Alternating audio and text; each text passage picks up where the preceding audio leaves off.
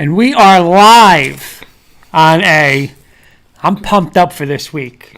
Not on a high school level, on a coaching, on a college basketball level. Big East conference tournaments, March Madness coming up, but we're going to hold off to that tomorrow. We're going to talk some high school sports tonight. Yes, we are. Kurt Valenti, Jennifer Valenti, all in on high school sports. We're happy to be back.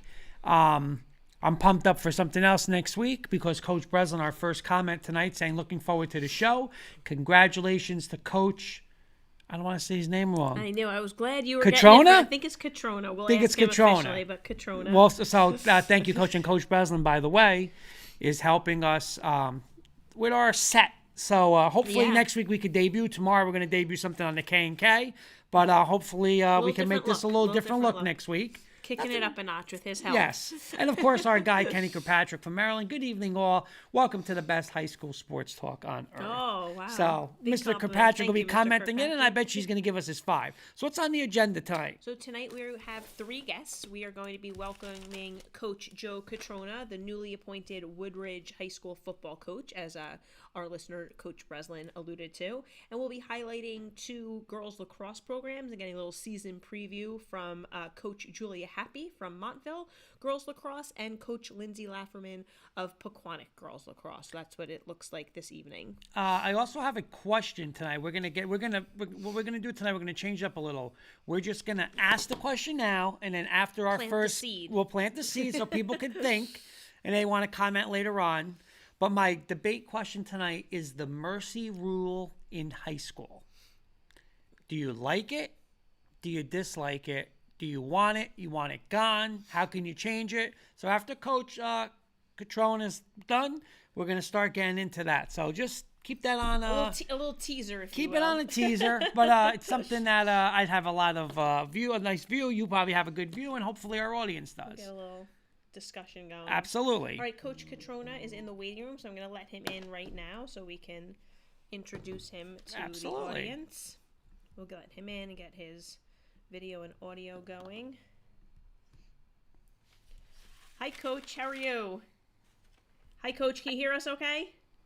Yes. How are you? Good. How are you? Welcome to the show, Coach. Allow me to introduce you to our audience. We are joined by the newly appointed Woodridge high school football coach, Joe. Coach, am I saying your last name correctly? Cutrona? Yes, perfect. All right, awesome. I'm doing well these past couple of weeks. Oh, yeah, Coach, she's got about a 30% of hitting the names. Don't kid anyone. He lets me do the pronunciation on purpose. Coach comes to Woodridge with a very extensive assistant coaching experience and several state championships under his belt. So congratulations, Coach, on your new appointment, and welcome to the show. Thank you. Thank you for having me. By the way, your first comment, Coach, is from none other than Thomas McGuire saying, don't go easy on Coach Cutrona. No holding back. So, and Coach Breslin saying, Tom, let's get him. So, yeah. We have nothing to do with those comments. That's all I'm going to say. But no, thank you, Coach. Again, congratulations on the head coaching job. Thank you. And again, we want to thank you for coming on. I mean, Coach was when we reached out to Coach, he's like, I'm in. So we were like pumped up. We're pumped up. Let's see what's going on.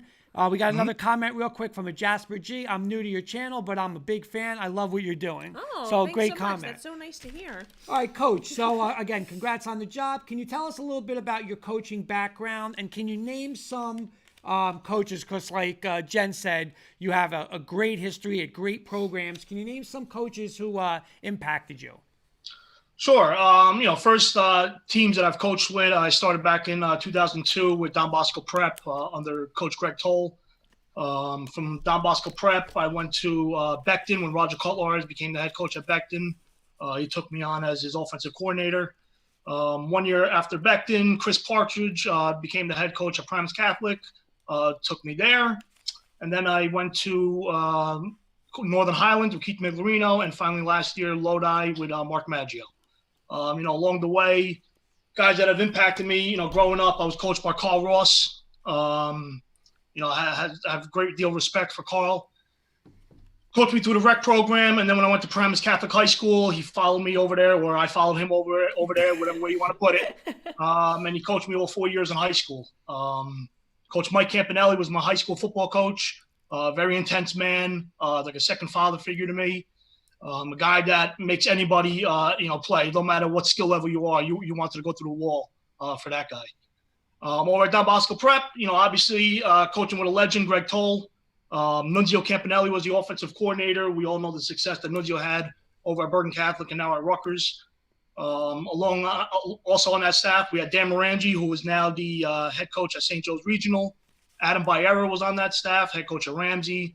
All guys that, you take a little, from them and you hope that you implement some of the things that they taught you.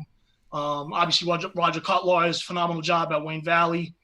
Paramus Catholic, Chris Partridge, another legend in the high school football realm.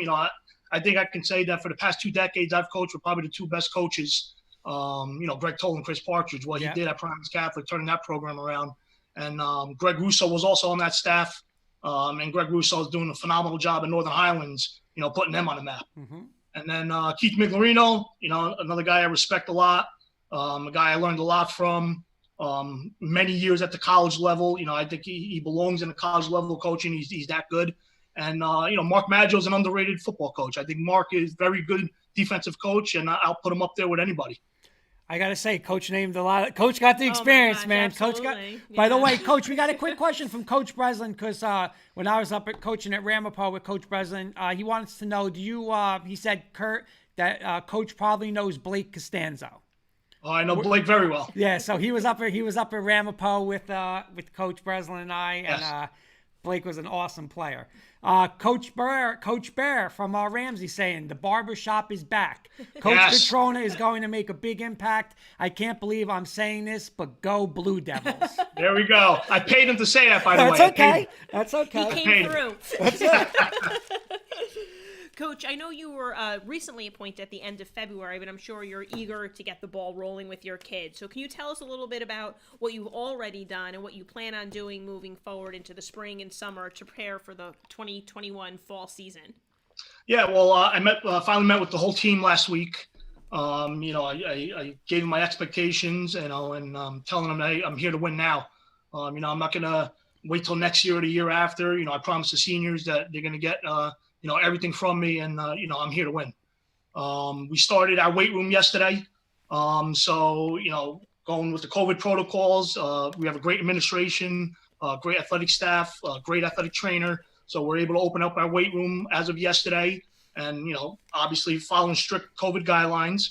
I'm not going to name the coaches I got because they're still not board approved, but one guy that is approved is Joe Filato. Joe is a standout Lodi football player.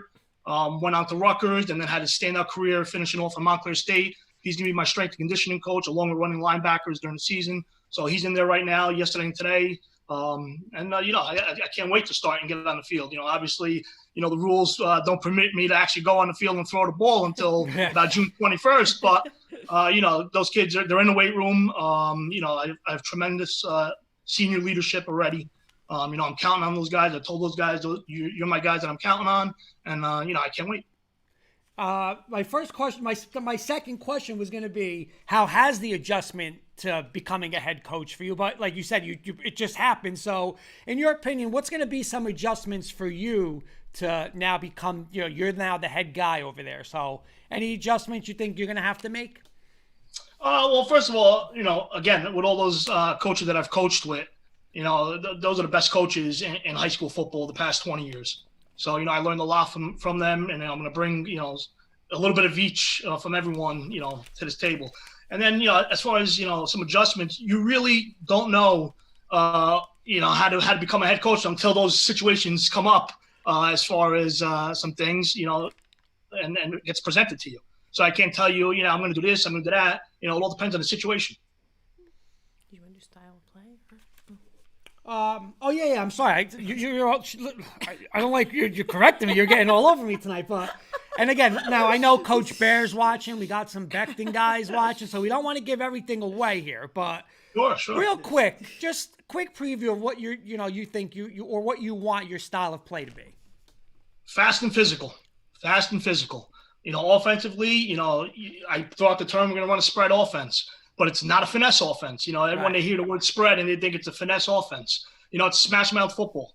So, I say spread offense, but it's more like a Clemson type offense where we're going to be running downhill, running the power game, the read game, smash mouth football. And then defense, I'm going to preach to those guys, run to the football and strip the ball and be ball hawks on defense. I think defense, not that I think, I know defense wins championships. Yep. You got the old saying, offense draws the crowd and defense wins championships. Absolutely.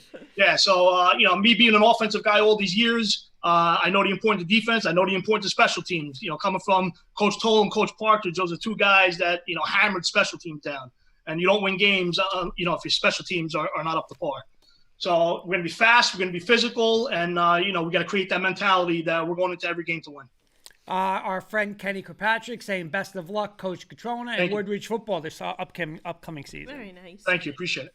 Coach, you mentioned some seniors that you'd already seen take like a leadership role. I was wondering if you could give us a preview of the upcoming season as best as possible, again, knowing you only have a few weeks under your belt, and maybe highlight some of the players that will be leaders for you and play pivotal roles as well. Sure. I got a list right here. The whole senior class. Nice. Luke Cho, Alejandro Fanegra, Nino Arcavino, JJ Montecalvo, Daniel Rios, Michael Sarlo, Owen Sherdell, Jay Sean Victoria, Joe Altieri, Nick Marchitelli, Isaiah Walker. Those are the guys I'm leaning on to be leaders.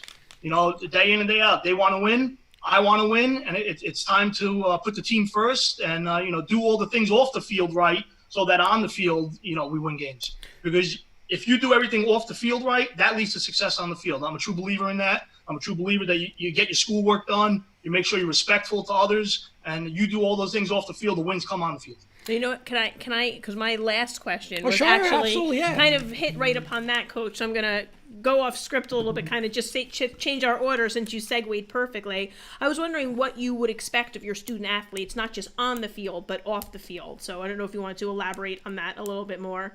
Sure. First of all, I believe in integrity. I asked them, in a team meeting, define the word integrity. And, a couple kids gave some good answers. The way I define it as always doing the right thing, even when no one's watching. So, I want it to be high character, kids with integrity, hard workers, make sure they're respectful to the teachers, respectful to the citizens in the community, sit in the front, front two rows during school, during class, do your homework. You can learn the plays, you can learn also your schoolwork. I just preach that mentality. Very nice. Coach, I'm going to go off script now too. What I love what you said is because, you get a lot of a first year coach and it's like, we're going to build, but you just came guns blazing like, I want to win now, Yeah, I'm a very competitive person. And that's awesome, Listen, I'm a diehard Nick fan. It's like the same thing with Tom Thibodeau, we're going to wait. No, we're not going to wait. I want to win right now, Well, you should turn over and be a fan of the Brooklyn Nets then. No. I can't do that. That's a poison word in this household, Coach. So my last question is, when I was offensive coordinator at St. Mary's, every time we played Woodridge, I want to say I was there for like 7 years. We played them maybe 4 or 5 times. And those kids were always tough. Like we were always in like a physical battle with those kids. I mean, they came to hit. We knew we were going to be in a fight. So my last question, like going into that is, what drew you? Because I mean, that's probably one thing, but what else drew you to the Woodridge job? I grew up in Carlstadt. And Coach Toll used to say the toughest kids come from Southern Bergen County. So this job opened up. I know it's a blue-collar town, a lot of tough kids. Growing up, I knew a lot of Woodridge kids. They were always tough kids. And, I did a little research too. This is only actually the second job that I interviewed for a head coaching position because I always look and see, research it, how's the administration, how's the program, how's the rec program. And I liked everything about it. Everything here at Woodridge, it was a check in the box. It was a plus. Awesome. Nice. Do you want to head into a little rapid fire? All right, Coach. Our next segment, we call it rapid fire. I always say it's meant to be like the quick, fun one, but I feel like sometimes the questions more get us stumped, so I don't want to give you too much. So we call it rapid fire. So Kurt's going to start us off. So, Coach, did the schedule come out at all yet? No answer. Not yet. Okay, no answer. Okay, so we're going to just do this. Hypothetical opening day. Okay, opening day, 20 seconds left, you're down 7. Boom, you call a play, you score. Going for 1 or going for 2? I go for 2. I go for win the game. There you go. Win the game now. No overtime. There you go. I like it, and no hesitation. That's it. No hesitation. Coach, to date, what's been your biggest win and then your toughest loss? Oh, biggest win, hands down, was playing Bergen Catholic in a state title game. I believe it was 2012, if I'm not mistaken.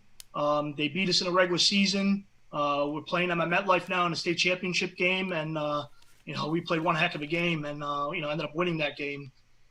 They say now that's the game of the century. It used to be the '92 Bergen Paramus Catholic game, but I think that was replaced by that one. So that was by far the best one. Nice. And toughest loss? Toughest loss, without a doubt, 2016 Northern Highlands. We're undefeated, 4-0. We play Wayne Valley at home. Wayne Valley was probably the top public school team at that time. We're down 22-16 with about 3 minutes left. We drive the ball 75 yards, get down to the 1 yard line with 30 seconds left. We run a QB sneak, we get stuffed. We run an inside zone, we get stuffed. We run outside zone, we get a penalty on us, and then we got 2 incomplete passes. So we should have beaten Wayne Valley that year. That was a good game. They were the best team in that league at that moment.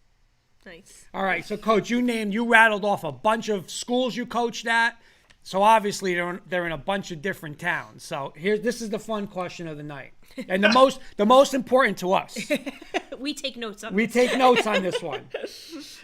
So out of all your places, whether it's Ramsey, Allendale, it could be East Rutherford, you got to give me a pizza place, just one out of all of them. A pizza place, a place we can get a burger, and a place we can go for a good deli sandwich. Pizza place has to be Kinsley's. Ramsey, correct? Ramsey. Okay. Deli. So there's a good one in East Rutherford right now called Anna Maria's, but I'm gonna stick in Woodridge and go with Luigi's Meats.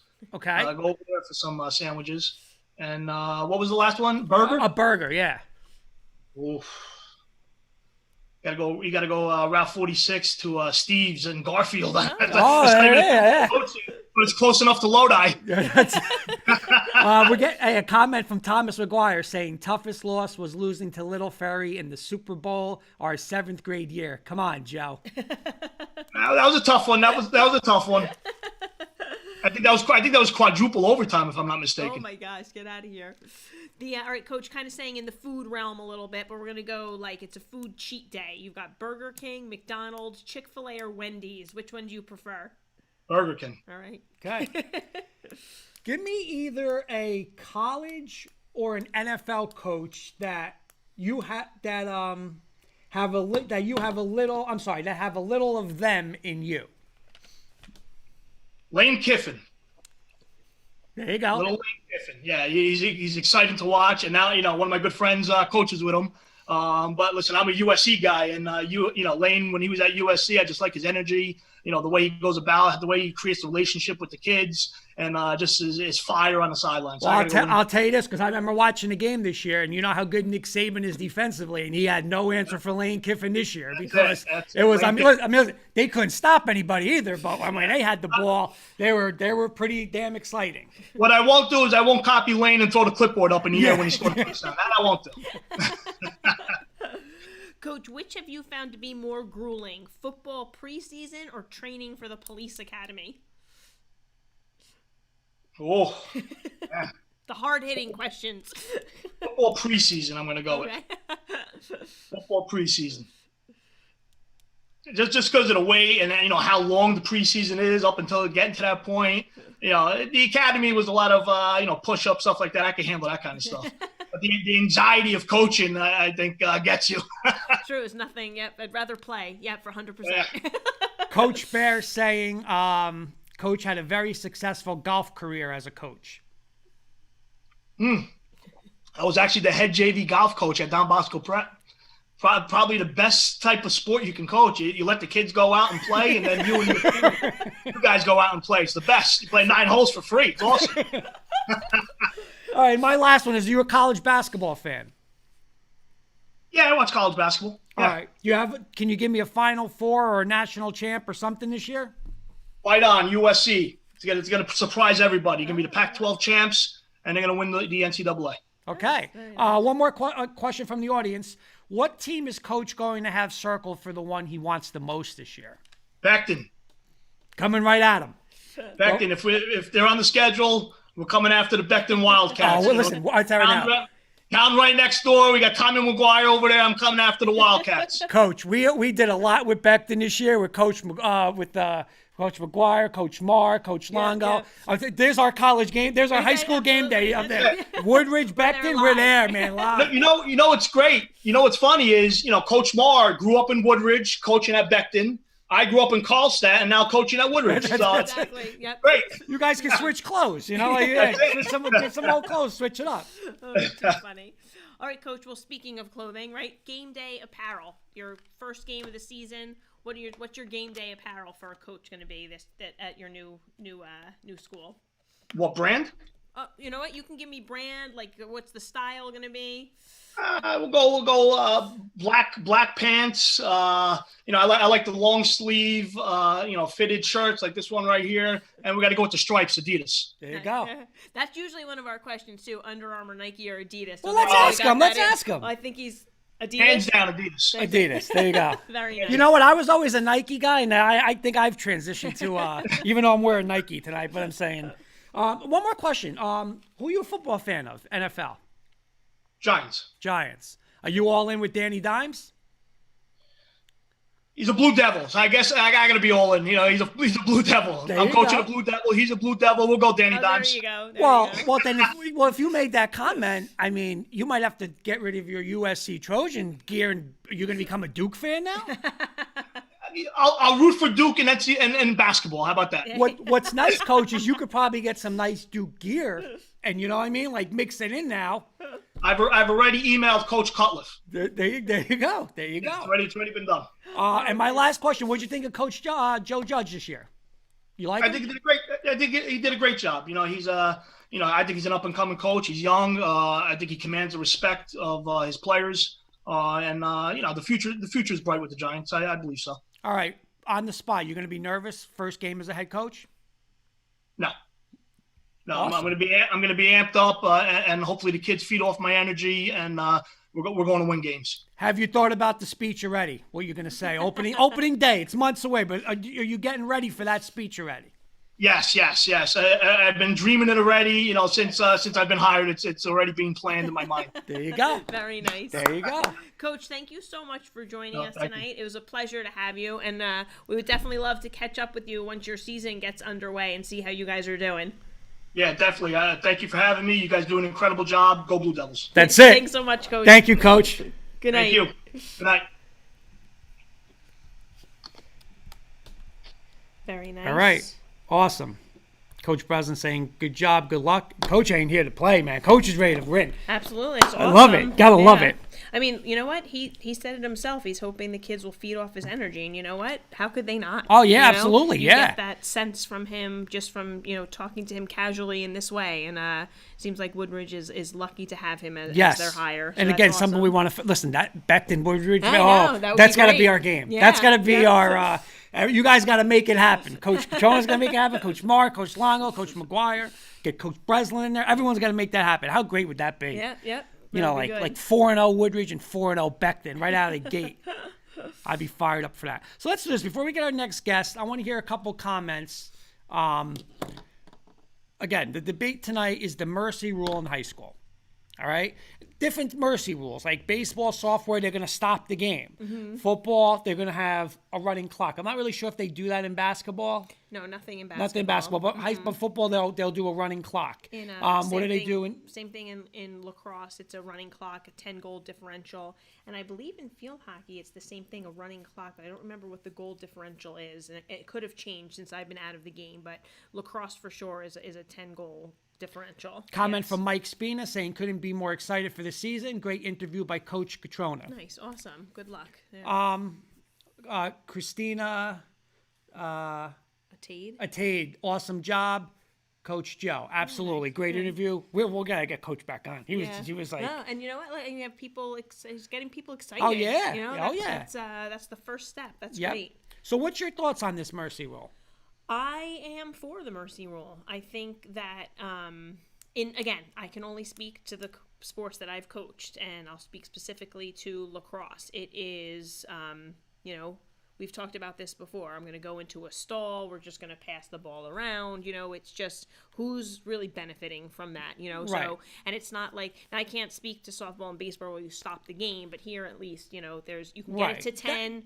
We used to say, get it to 10, let the clock go, and you kind of, put the brakes on your kids from scoring. If it dips below 10, you've got the green light to go again. Let's get it back to running That's clock. the one I'm going with is the baseball software. Because like you're saying, you're on a field, and now you're walking off a field in the 5th inning because somebody hit a 3 home run to get it to 10-0. Right. It's a little different. Yeah. I love the idea of the running clock in football Yeah. because that's where it can get just ridiculously ugly and dangerous. Right. Because it's getting ugly. Right, but we would have, if there's such a drastic differential between the type of playing, like kids can get hurt too. Other kids on the other team might be getting frustrated. It's potential for injury too. Kenny made the exact point I wanted to just say. Actually, we're getting a hi from a Cole Allen. Hello, Cole. Kenny's saying, I'm for the mercy rule, but maybe with second string or JV because getting playing time. Like in baseball, you want to get, a pitcher, you want to get it bats. Where, in football, you are going to see, like football too, you can control that clock. If you're a big underdog and you're going to start that game and you're just going to come out and I'm going to throw 9 out of the first 10 times and it's going to be incomplete and now the clock's going to stop, that's on you if you're going to do that. You know what I'm saying? But in the second half where it's now you want to throw and it's incomplete and that clock's going to run in, it's the baseball and softball one I'm talking about where you're taking a kid off the field or it's up 10-0, all right, game's over. Similarly, like in lacrosse and field hockey, it's hard. You get the big goal differential. Like I said, then you go into a delay. Or in field hockey, you can't even delay because possession is so much harder. You just don't score. Now you're putting those younger kids in and they can't score. So I have always said that I felt like, I'm going into a game and I'm the better team and I know, or even as the game's going on and I can see what's happening, before it gets to 10, 12 goals, right? When it's 7 or 8 goals, I can start to get those kids into that game. Right. Like you said, I can control the possession. I'm on attack. I can do my subbing while we have possession of the ball. There's things within my control that, like Kenny said, I can get those younger kids in and get not when they can't score. Right. And coach is making a great point. I don't mind the rule in football, but the problem that you run into is that if you're trying to get other kids in the game, it makes it hard. Mm-hmm. We have had situations in which the refs don't stop after a touchdown, the clock after a touchdown and a penalty, and that hurts other players. Yeah,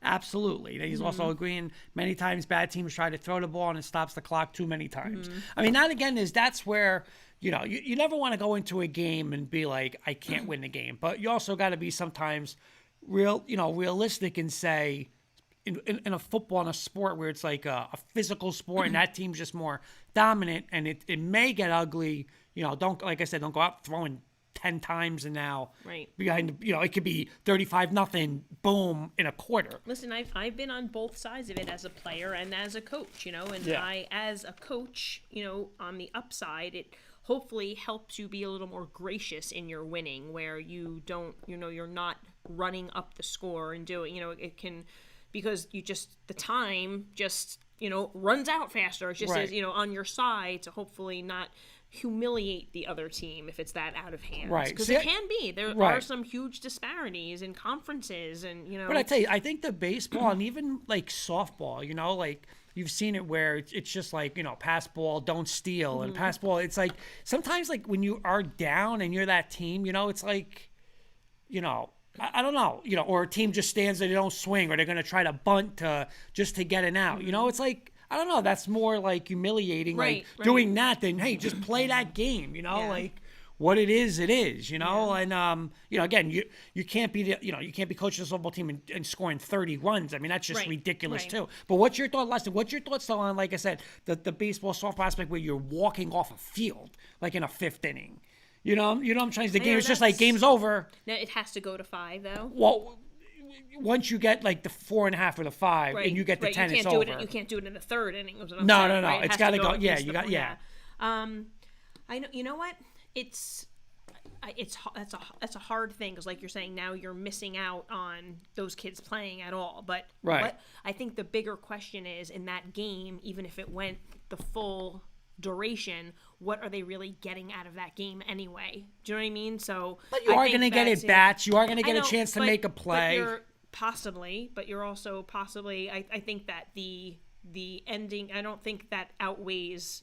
I don't think there's enough opportunity for that to get some, again, what we're talking about before, the possible humiliation of a really bad defeat. Yeah. So, but that's just my opinion. No, it's a good topic, good topic. And it's, like some people are for it, some people are against it. And like you said, it's hard when, you want to root for when you're the team getting beat, but like Coach Breslin's saying, you don't want to say, okay, we're going to run it up, but it's also like, I got to get this kid in. Like this clock runs, I can't get this kid in who's worked hard all week to play, and he's going to get 2 snaps because, you're going to get in 2 snaps in 4 minutes because they're just running a clock and they're not stopping. I know, but I think the quality of play at that is not really beneficial as it is anyway at that point. But I think that it's also, we've coached against and played against people who, take advantage of that. Absolutely, or run up the score. So I think that it had to be done because people like that need to be kept in check. So we have our next guest ready to go. Should I bring in Coach Happe? Absolutely. All right, let me get her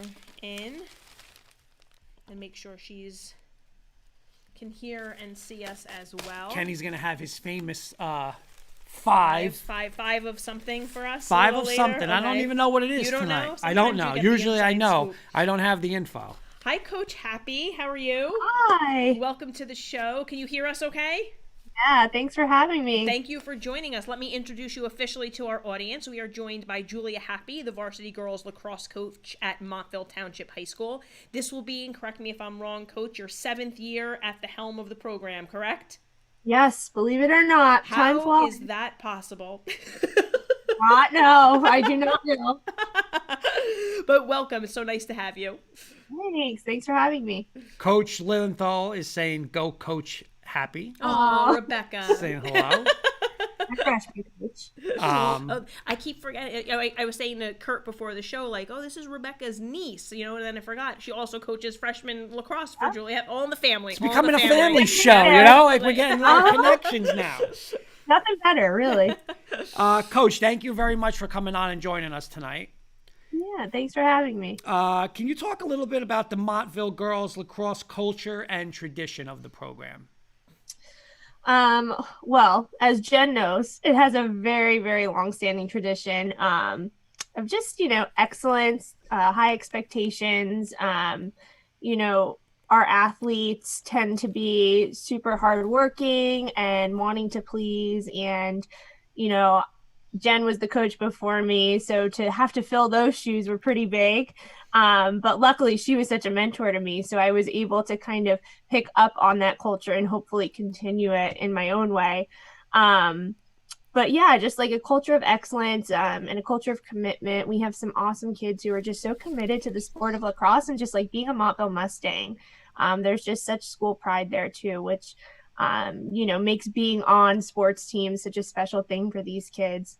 And even more special this season, especially after the big loss last season.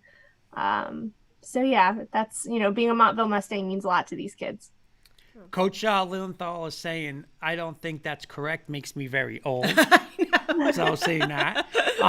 And Michelle Hahn Jones is saying, how has it been 7 years already? That's another from coaching staff. I know, guys, it's crazy. I was doing the prep for the show, and I think I counted on my fingers like 6 times just to be sure that was my most reliable source.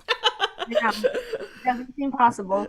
Coach, we had on West Essex Girls Lacrosse last week, and as we're talking to them, like, obviously we know what happened last season, but like as we were just like hashing it out, it was like, oh my gosh, like your kids who were freshmen are now your juniors, like your sophomores are the seniors. It's just like they're making a huge leap, like it's just that's just crazy. So I was wondering, kind of keeping all that in mind, who are you expecting to be your leaders this season, and can you highlight some players that will play a pivotal role on both sides of the field? Yeah, definitely. You're right. It's wild because some of these kids, like you said, like playing as freshmen to now being upperclassmen, I'm excited to see them play. I haven't seen them play. And, but I think for us, our 3 captains are kids who they've been playing, and Jen, you know them well. They've been playing since they were like in 3rd grade. They just eat, breathe, live lacrosse. Julia Kelly, Maddie Kelly, and Julia Bruno, all three of them are really multidimensional players. They can play all over the field. Julia Kelly's kind of our anchor on defense. And Maddie and Julia Bruno tend to run the midfield for us. Again, they've been exceptional leaders, through kind of an unprecedented season last year and the preseason this year. They've been great role models for the kids, jumping on all the virtual challenges that we're doing and everything, setting up challenges of their own and really kind of taking initiative there. Also looking forward to my other seniors to seeing how they've grown. Maria Papera, Henna Kim, and Julia Dimitropoulos. Again, just awesome kids who just love being Montville Mustangs, love representing our lacrosse program, and will all be contributors for us. So to have that strong senior class, I think, is making it a little bit easier to kind of transition into this season right now.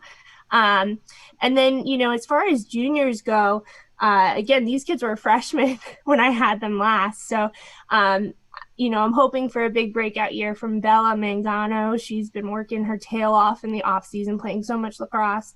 Gina Murata, who's just like a ray of sunshine, ball of energy, will do anything. Will play any position I put her in.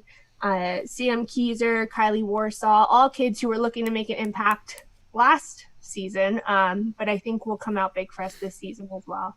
Nice. It's crazy. So many of those names I do remember from being on our youth Thunder lacrosse. Babies, yeah, right? babies, exactly.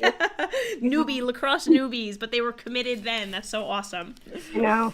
Coach, I don't play, and I swear to God, I don't play favorites at all with the guests, but you're going to be a favorite, and I'm going to tell you why. I know you guys are the Mustangs, but when Jen gave me the logo tonight to put on the screen, it doesn't look like a Mustang. I don't know if you could see my wall or if you know, but I'm a diehard Denver Bronco football fan. So to me, that logo is a Denver Bronco logo. There we go. We did that on purpose. So I'm just going to say this. I'm going to follow Montville a little more because of that Bronco logo. It has nothing to do with me, Julia. That's all I'm going to say. Okay, all right. She says Mustangs, but that looks like a pretty damn close. good Bronco to me. So that's what I'm going to go with. All right, my second question is, can you name some coaches that have influenced you?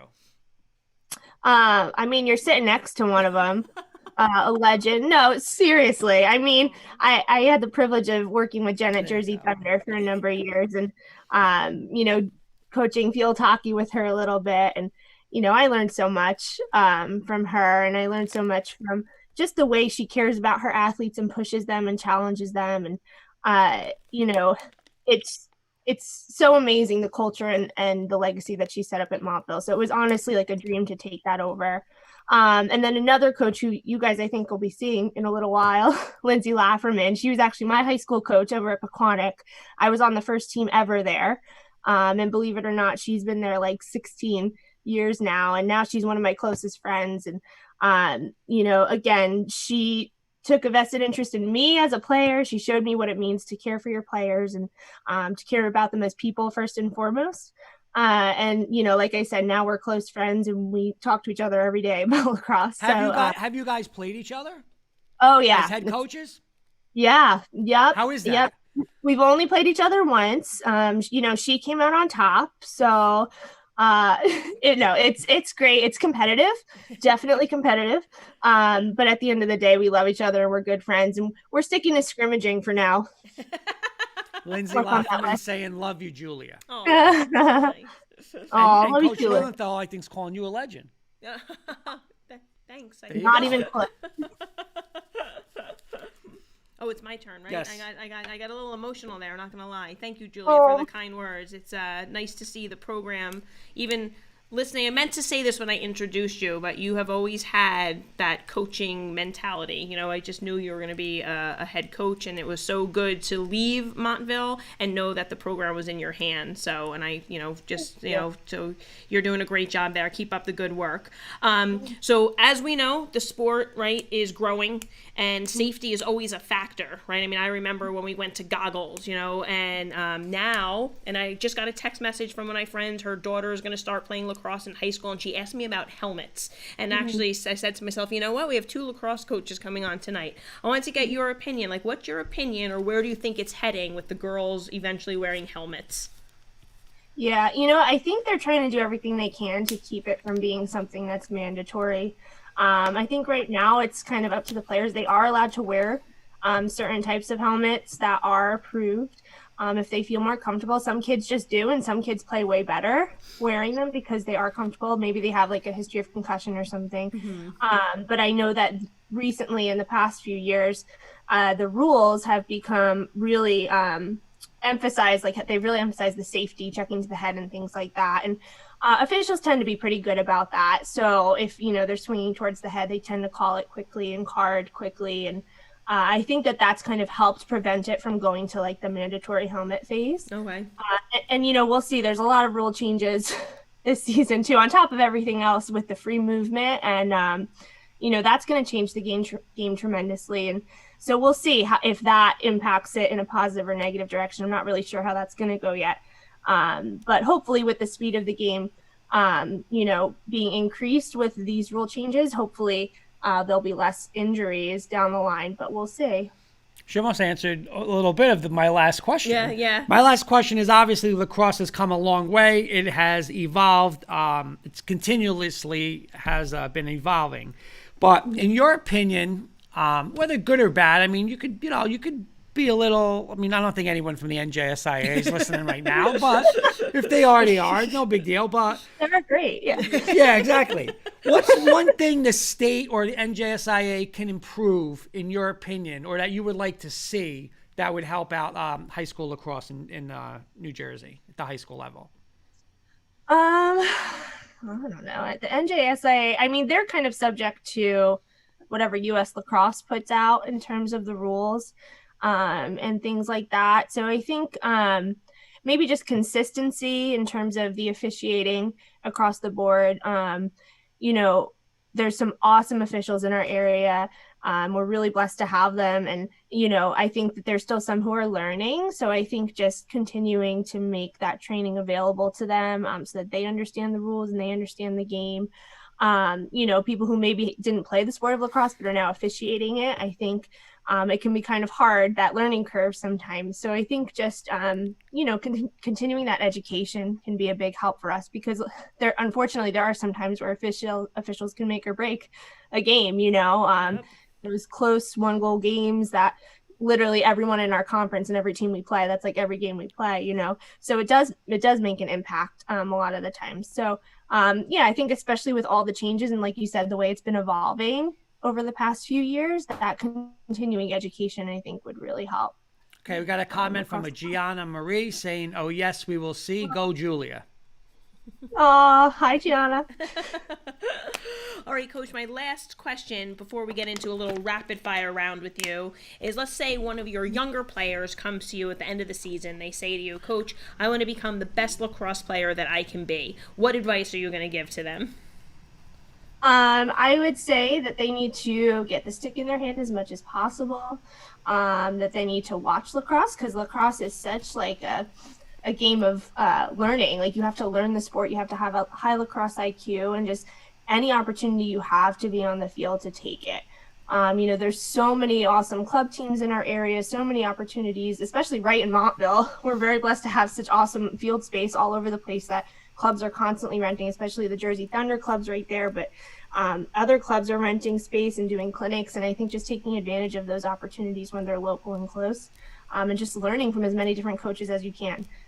You have me for one season, or you have, Coach Lilienthal or Hoff or Jones, but there's so many other awesome coaches out there that you can learn from and take perspectives from, and I learn from. So I think getting all those perspectives is kind of the best way to grow your game as well. Nice. All right, Coach, we're ready for a little rapid fire. These are the more fast-paced, more fun type of questions. Okay. So. All right, so tomorrow it's going to be, just like today, beautiful day, over 60 degrees tomorrow. Give me one song where tomorrow you'll be blasting in your car with the windows down driving. One song. Ooh. Probably anything country, just country music. As soon as like that spring weather hits, turning on a country music station, blasting it. That'd be great. And my daughter, she's 2. She'll be singing along in the back seat. There you go. Cute. All right, Julia. You grew up in Pequannock, right? You're now coaching in Montville, side-by-side towns. What is your go-to place for a slice of pizza? Ooh, I would say Anthony Franco's, which is in Lincoln Park. So it's right between the 2 towns. Okay. Oh, good, nice, unbiased opinion That's it, there. yeah. Whatever works. Right on the way to Montville for me. Biggest coaching win of your career as a coach? Oh, geez. That's tough. I guess I'll go with, we had a game not last season, but the season before, went into overtime versus Caldwell. And, when you're in overtime, it's the golden goal. So whoever scores first wins.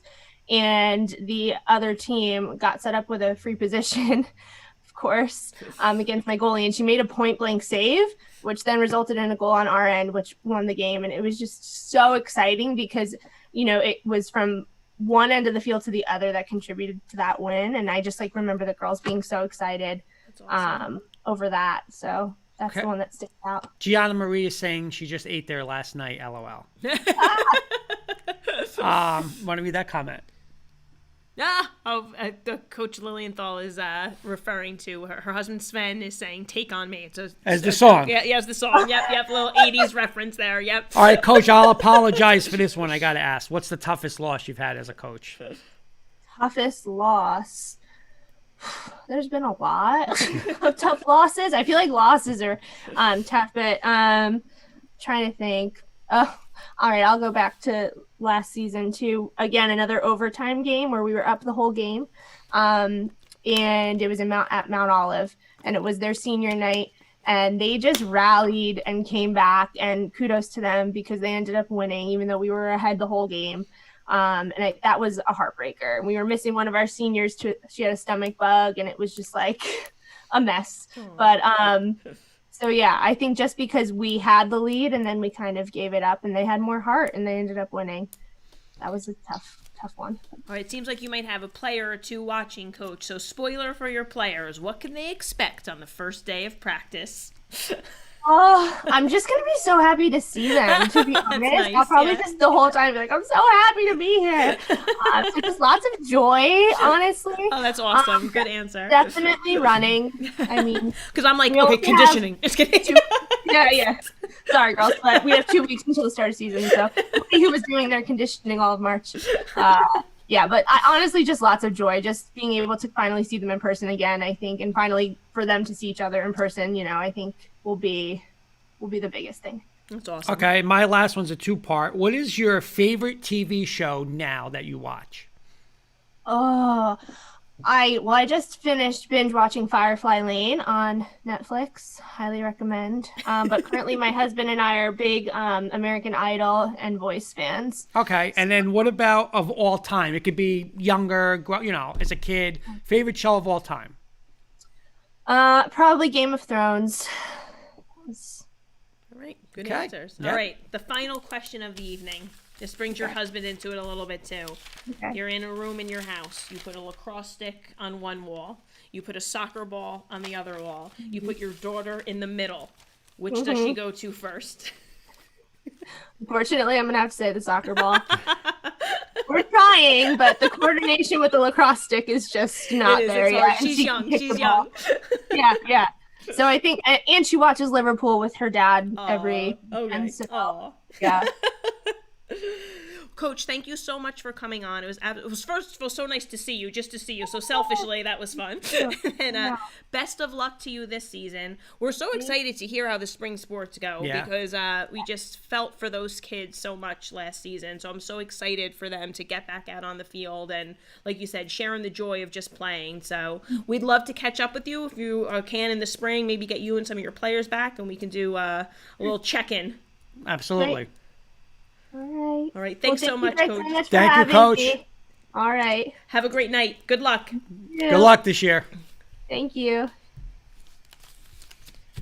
Okay, Coach Happe. Yep, Coach Montville. And you know what? I might have called her. My apologies if I referred to her as Coach Lilienthal. It's her maiden name, and I even had it in my notes several times. I have Happy. I'll say this, and I'm not lying. Lilienthal. And it's not like, you know what? When I put the logo on, though, I was like, wait a minute. If I'm not mistaken, it does look like that. Is there junior? Are they like junior Broncos at some point? Yep. They are. Played them when coached in Garfield junior football. I remember you saying you thought you played at Dawson Field or something. We lost to Montville. Yeah. All right. Well, Coach Lafferman is ready to go. All right, bring her in. Let's of course. Bring her in as well. Absolutely. Make sure she's. We'll be highlighting. This is great. I like the 3 guest night. I know, it's perfect. Again, getting a lot of, different teams. Oh, it says it's joining, so we're just waiting for her to join. Again, next week, hopefully, we're debuting a new set. Yes, a little different look. Hi, Coach. How are you? Hey there. How are you? Good. Nice to see you. Let me introduce you to our audience, please. We are welcoming Coach Lindsay Lafferman, the varsity girls lacrosse coach at Pequannock High School. She has been, and correct me if I'm wrong, Coach, because I was trying to find the year. So, and Julia did just say 16 years. So I think it was 2008 was your first varsity season. Is that correct? Yes. Okay. Yes. All right. I got it. 2006. We were JV for 2 years. And it's funny, I talked to Julia earlier today, and I was like, what year did you start? And like, we're thinking the years, because I mean, it's just crazy how long it's been. It is. It's insane how the time goes. Yeah. I was, when we were speaking to Julia, I said the same thing. I was doing the setup, and I was like, oh my gosh, she's been there 7 years already, which means I haven't coached in 7 years, which is crazy. Yes. Yeah, which does not feel like it at all. But welcome to the show, Coach. Thank you. Thank you, Coach, for joining. So as Jen was explaining to me with the years, we had the years, except so I don't want to say on air here the wrong year, so she got the years. But so you built the program from the ground up. Can you tell us a little bit of some ups and some downs of starting a new program, and where do you want to continue to have your program go?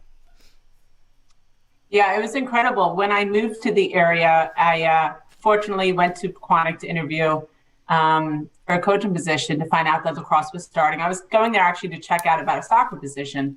And I was so thrilled to hear that lacrosse was brand new. And, the first few years, it was definitely tough in the beginning. No one knew the game of lacrosse in Pequannock. The rec program was just starting, and it's been honestly such a joy to watch all of the people in town that have really come together to build the program. I mean, the same people from the early days are still working to build it. And it's just been really amazing to see. And, we went from like having some grass space at an elementary school to like moving to the high school to some more grass space. And eventually now we have 2 turf fields at the high school. And it's just been so cool to see like the whole high school transform, and lacrosse has really become, such a big program now, I think. There's been a lot of great things that have happened through the years, and from kids not knowing how to play to now the fact that we have a lot of kids who have played in college. We have people who are now coaching out of college. It's just so cool. And it's been amazing to be a part of that. Nice. Coach, it's been, we kind of asked Julia the same question, as we're talking to more coaches, you just kind of realize like the impact that last season had going into this season. So, you have your freshmen and sophomores now will be your juniors and seniors since they missed that year. So I was wondering if you could tell us a little bit about, some players that'll play pivotal roles for you on both sides of the field this year. Yeah, so it is, it's really exciting because I have a great returning class, and these have been players who have played now 4 years of varsity. So I have 11 returners to varsity. I have a really large senior group, and I'm just so excited because I've kind of watched them, step onto the varsity field early on at a young age. And so this year, I'm just so excited. We have a lot of really solid players coming back who have tons of heart and just great attitude. From the back, we have Grace Mulhall in goal, who's been with us now and doing a great job. Sam Mahoney, Frankie Dygos, Erin Hall, Ashley Fisher, just such a great defensive crew who are so proud to be defenders, which I love. And Charlotte Hardy, Julia Granda, Alex Terrenson run our midfield. And, again, the same group that I was so fortunate to have, going back 2 seasons. And then in our attacking end, we have Juliana Guerrera, Maddie Lindgren, Michelle Veneria. So it's obviously so sad we lost last season, but I am so happy that I get to see these girls back out on the field. The leadership is awesome, and they are just wonderful kids. And I've had the joy of actually seeing some of them since the program began when they were babies. I remember several of these kids being on our 3rd grade team, and watching them play in the rec program. And now the fact that they're seniors is just unreal. That's wild. It really is. I recognize a couple of the names in there, Hardy and Cherenson. Yeah. Yep. Yeah. Very nice.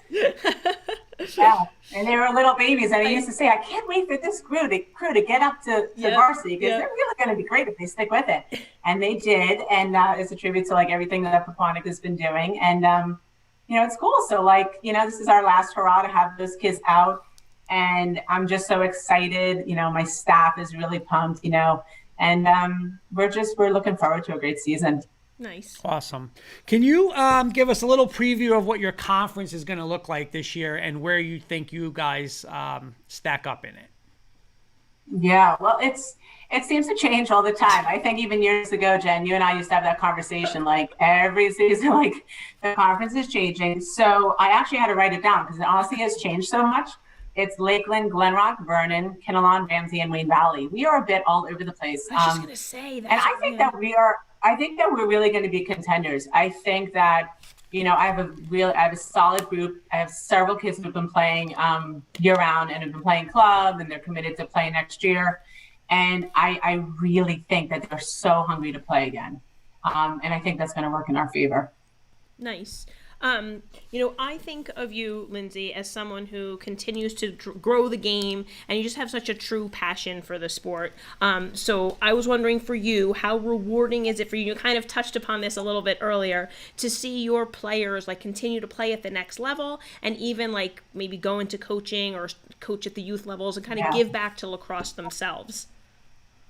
It's unbelievable, to be honest. I love turning on the TV and watching my players playing. I've been able to catch some games this year. I love seeing my players coaching. It's unbelievable that Coach Happe played for me, and now she's coaching and she's so successful. It's just been really awesome because I know how we really started off at ground level with no background and experience in Pequannock. And it is so cool what happens when people love the game and they push and they keep playing and they keep talking about it and they keep kind of breathing it. And, it's been great to see, and it really shows that you put the time in and you put the hard work in, and it really does pay off. I think that, a lot of players that I've come across through my years, whether it's in club or it's in Pequannock, have really seen that lacrosse can change their life for the better, and it had a strong impact for me as a young player. And now look, it's a huge part of my daily life. Absolutely. Coach, there's still some high schools.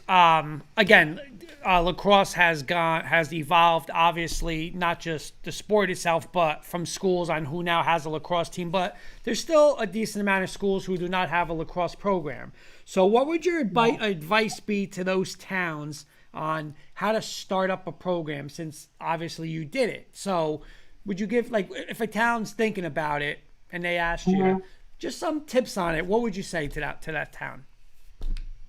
I think that, it's important to get a team of people who are really passionate about it. I think that's totally why Pequannock has been so successful. The same people who grew the sport in the first place, Mike Cherenson, one of those people, he is still the president of the Lacrosse Association in Pequannock. Jen Hardy, Ellen Geisel, all those names that, Jen, I think all these people, right? They are still doing it, right? And I think that if you want a town to be successful, whether it's lacrosse or any sport for that matter, you need to have passionate people involved, and then bring in others who can help you kind of get there. So, my timing was just right, that I played lacrosse and I had been coaching. And now that we've had so many players go through the program, we're able to bring people back into the town to help out and, to continue to pay it forward. And I think that is really a big piece of it, is finding people who truly care about growing the game. And that's something that, in the end, it's not about the wins. It's not about, this, like you got to be at the very top. It's about what does the game bring? Sports brings so much for us. And I think that is ultimately what helps, is people who really care about the love for the game. Nice.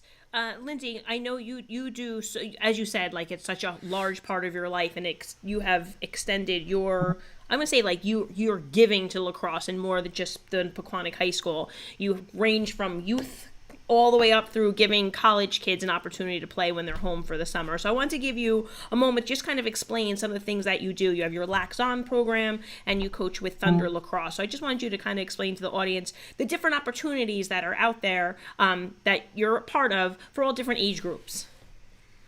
Thank you. So I run Lax On, which is a summer program for, it's on Monday nights in Morris County, and it's for players 5th through 8th grade, even 4th sometimes, 4th through 8th.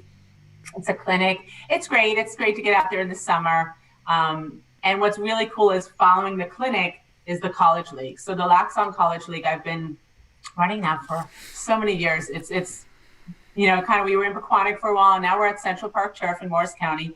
And what's great is we have athletes from all levels who come in the summer and compete and play. So it's from 8 p.m. to 10 p.m. It's so much fun to watch. The girls play really hard, they're fast, they're competitive, but they're also enjoying it because it's summer, so that's been so cool to see, because for some kids, particularly even seniors who have just graduated, and they know where they're obviously going to play the next year, they get to meet teammates and actually play together in the summer before heading off to college. So it's really a lot of fun to watch. So that's Lax On. And then Jersey Thunder, I've been a part of, for a really long time. Jen, you can tell me how long. That's a true test. I'm not even sure. But, with Jersey Thunder, I am so proud to be a part of this program. We offer a club experience for players in grades 5 through 12 and based in Morris County. And it has just been amazing to watch kids come from all different areas to play the game. We travel in the summer, we travel in the fall. My partner, Mike Spinner, is fantastic, support for the players with recruiting. And it's just great. I mean, in my opinion, at Jersey Thunder, we are truly a family, and we pride ourselves on that. And it's just been really cool to see kids make friendships that, have lasted beyond their time in high school. And we just really enjoy, for me, it's a different way to coach. There's something to be said for coaching in season in the spring and then coaching, summer or fall. And it's so cool. It really is just so many different directions we go at Thunder and the, traveling and all the fun that goes into that. So. Nice. All right, Coach, we're going to end with a little rapid fire with you. So it's, again, some quicker questions and meant to be a little more fun. There might be some lax in there, but there's some other stuff too. Yeah. All right, so this is I debuted this question tonight. Yes, Coach Happe was the first one, so you'll be the second one. But what is your favorite TV show that you watch right now? Well, my favorite that we have binge watched, and it's not currently still on air, but it's Suits. So, okay. Absolutely been hooked on Suits. But in terms of what's on TV, we've always been Blacklist fans. So okay. Blacklist on Friday nights, Suits when I just need an ongoing binge of something good to watch. All right, and then how about of all time, as a kid, a little younger, it could be anything. What was one of them? Yeah, I was a big 90210 fan. Nice, good. And Melrose Place, right, Jen? Am I really aging myself? No. I'm like, yes, good answers. Coach, this is going off script, but we got a question from one of my other co-hosts on our other sports show, and he said, ask Coach if she likes V&J Pizza in Pompton Plains. Do you know? Yes. Okay. Yes, I do. Yes. Okay, because he's been hammering me. There's this pizza place in Garfield that I absolutely love. It's the best pizza. And somebody said that it's kind of like the same family that runs it or that's like it. So we haven't been able to try it out, but we will. All right, good. By the way, Carson from Ticket Time is saying hello. Hey, Carson. Hello, Carson. Thanks for tuning in. All right, and Lindsay, this one's I'm gonna bring Mr. Lafferman into the equation now. All right. Who has more All right. Thunder lacrosse apparel in their closet, you or Mr. Lafferman? Really him. I would have to say him. I mean, he's our biggest fan. Like on the road on Thunder, like he is always in gear. And you know what? I feel like I picked up my Thunder apparel a notch because of him. I do. I thank him for a lot because, you know, we have twins. So obviously, like having them on the sidelines has not been easy. And he was like right there while I coached, always handling the kids. So. Very nice. Coach Happy's chiming in saying this is the best question. Chris definitely wins. See? So I can't even take credit. It's him. And getting back to this question, and I am not ashamed, Coach, I am not ashamed to answer this because Kenny is saying Kurt was more into Melrose Place than Jen, I believe. Yes, I was. Yes. Huge Melrose fan. I was more 90210. Yes. Yep, I definitely was. Yes. All right. Coach, who's your favorite athlete of all time? That's a tough one. You know, there's some really amazing women's lacrosse players that, you know, before kids, we really had the opportunity to go see a lot of them in person. And I love watching Cutrona Dowd play. She is so smooth out there. A lot of the Northwestern players, honestly, a few years back, you know, Jen, right? That was one of my favorite things is go to the finals. Yep, absolutely. And it's so cool. I mean, there have been so many great players, I think, through the college game through the years. So Cutrona Dowd is one of my she's just got that swag. Okay. Super smooth, super quick with her stick. She gets my vote. All right, simple one. Nike, Under Armour, or Adidas? Which one do you prefer? I'd say Under Armour, whatever's most comfortable. Quite honestly, these days, I'm a mom, I'm working. It's like, what is clean? What is free? I'll grab it. And is it true you're a big football fan? Yeah. Okay, who is your favorite team? The Colts. The Colts. Oh, I got a couple for you. Number one, is Peyton Manning a Colt or is Peyton Manning a Bronco? Come on now, he's a Bronco. But my husband and I traveled to Indianapolis and got to see him play. And that's a part of it. My husband grew up down in Baltimore, you know, I'm sure, right? So we've been to Indy twice and just an amazing city. So I think, I mean, I'm a fan through marriage, right? But we've been married a really long time. So I think at this point, it's fair to say I'm a fan. You know what? See that? Like, so she didn't even fight me on that. You just said, so you consider him a Bronco. Well, I mean, wait, you want to talk about this? No, he's a Colt through and through. When I'm thinking of like where he ended in Denver. But when he gets inducted in that Hall of Fame in a couple of months, is he a Bronco or is he a Colt? You're going to start a fight in my house. I am. He's a Colt. You guys got rid of him. We had to accept him. All right, part two. Will Andrew Luck ever play football again? Wait, I'm like listening. Chris is upstairs. I think he's like screaming at that question. I love it. Will he ever play football again? I don't know. Listen, I've had kids for the past 5 years. I can't say I've been watching as well as I should have been. I'm going to say no at this point. Okay, and number three. So do you remember that Colts Super Bowl when Peyton won the Super Bowl and they beat the Bears? Do you remember watching that game? Yes, because here's the reason. The only reason I really remember it is that's how my husband remembers our wedding anniversary because it was the same year. Wow, what? That's great. Listen, you got married and you had a Super Bowl championship. That guy's lucky. Exactly. I can't even get. Listen, I don't want to say this on air. Since I've known her, I haven't got a playoff win. I haven't got anything. That's the only thing bad about it right now. Like a jinx. I haven't got anything. It's going to turn. I know. He's kidding, what a great year. I'm not kidding, but that's a great year. How could you get a better year than what he got? Boom, married and a Super Bowl championship. All right, those are my questions. He would definitely remember. Well, it's funny because as we were prepping for the show, I did say that you were, I remember you saying that you guys went to this kind of, I don't want to give too much. I'll give you my next question. So your favorite venue to watch a professional or collegiate sporting event, because you guys have been to a lot of places to watch sports. Definitely Indianapolis. I thought I remember you saying that. Yeah. Cool. Yeah.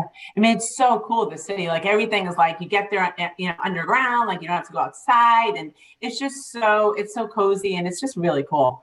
Nice. It was a really nice place to go before kids. Well, your husband's definitely a big Colts fan, right? Huge. Okay. Yeah. Well, I don't know how he's going to like this comment, but this is great. And this is true. Because Kenny's saying, Coach Breslin, well, he's telling Coach Breslin, it's funny because the Broncos' 2 best quarterbacks ever, Elway and Peyton Manning, were both Colts. Oh, he got drafted. He got drafted. Yeah, Elway. So, like they say, Colts grow up to be Broncos. That's what they say. Oh, too funny. That's it. Coach Lafferman, thank you goodness. so much for coming. I said the same thing to Julia. Selfishly, it was just nice to see you over Zoom. I know. So good. It's so good to see you. Good luck this season. If it works out, we'd love to get you back on during the season, maybe with a couple of your players, and kind of catch up and see how you guys are doing. Yeah, that'd be great. Thank you, Coach. Thanks so much. It's so good seeing you guys. You too. Thank you. Good luck. Good luck. Take care. Bye-bye. Bye. That was great. Yep, very nice. So, the Broncos, Colts, that was good. You know what? Peyton It's a lot of Manning. Broncos tonight. The Bronco logo from Montville. She got me going with the Bronco and the Colts and the Peyton Manning. I never disagree with Coach Breslin, but he's going in as a Bronco. I'm telling you, he had the orange tie. He's ready. He wants part of Broncos ownership, I feel like, What? right? Oh, Peyton? Oh, yeah. Yeah. Listen, loved it. Kai, Kenny's giving us our rank 5. Okay. So let's see what we got. So you don't know anything? I do now? not know. I swear to Okay. God, I do not know I have no idea what's coming tonight. It could be something like, what's the top 5 things that Jen cooks? I have no idea what he's going to do tonight. I think Sis could answer that better than you. Oh, sis? Oh, I don't. What do I eat? Pizza that we order out? No, I cook pizza. Come on. But no, 3 awesome guests. They all fired absolutely. up, Yeah, all like yeah. fiery guys, Well, yeah, you know? think about Well, guys and the- girls, but I meant. You think about our spring coaches and like they missed Oh, yeah. that last season. Yeah. I thought Julia just answered that question, like, what's the first day? And she just, like, without hesitation, she just said pure joy, and I think her kids are going to feel the same way, because technically, what is it? It's March 9th. They would be, 4 days into the season already. So, they're delayed still, so. I'm telling you this. That little longer we're going to wait. have to do, real quick, a new intro at some point.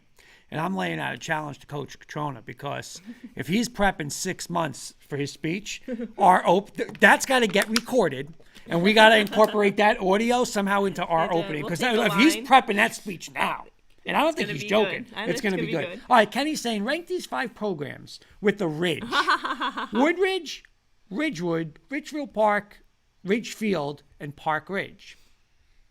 I don't know anything about these except for Ridgewood. So, and I know they're, especially lacrosse, they're top notch. So that's the only program I really know. So it's gonna be all you. All right, I'm going to be, and again, this is all sports in general. This is going to be tough for me because I'm not really sure about 2 of them. But I'm going to go Ridgewood, Park Ridge, Woodridge, Ridgefield Park, Ridgefield. I mean, that's how I would rank them. Okay. I mean, Good, nice top. and that's just in general, not just one Right, sport. right, That's all just sports. The sports in sports in general. general. I would say Ridgewood is the top dog. They're bigger. They're a lot bigger than those other programs too. But Yeah. I mean, very successful. But listen, Coach Cutrona's going to get those Devils going up, man. Absolutely. I'm Those excited Devils to going see. up. Excited to see. What he does there. That was a Again. good rank 5, Kenny. Yep.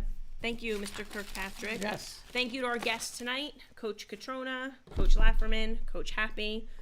Good luck to all of them, and we will see you next week. Absolutely. Thank you. I want to thank everyone who had commented Yep. in tonight And for watching. and till next week. All right, signing off. See you guys.